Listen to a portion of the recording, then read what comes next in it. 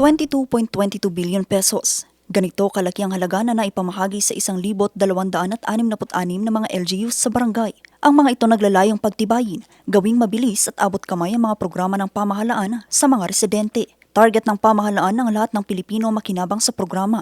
Kaya naman ngayong araw, July 30, personal na inilunsad ng Pangulo sa probinsya ng Tarlac ang bawat bayan makikinabang program.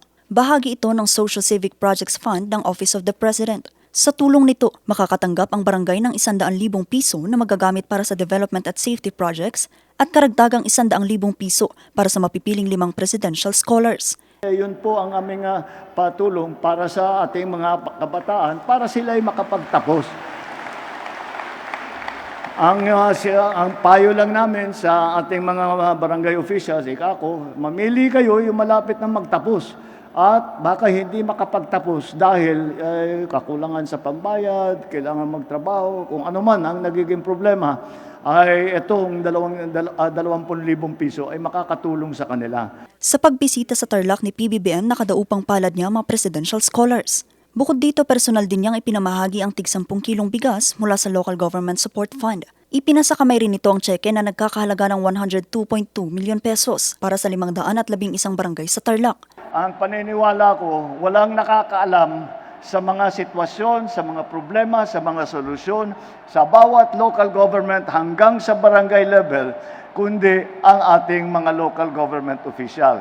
Kaya ang nakita namin, yung mga ibang napuntahan namin, kung saan-saan ginamit yung 100,000 nila. Meron bumili ng motorsiklo, meron bumili ng computer, meron bumili ng monoblock, meron kung ano-ano. At yun ang pangangailangan nila.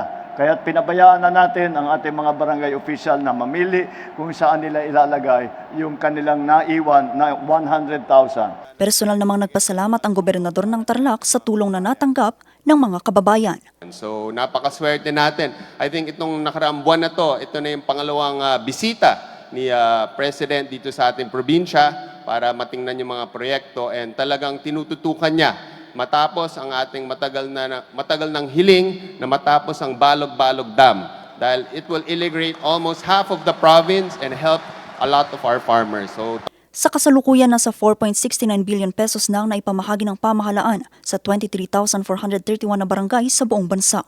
Patuloy naman ang pagsuyod ng pamahalaan upang ang lahat makinabang sa mga programa. Vanessa Bugtong, RNG News.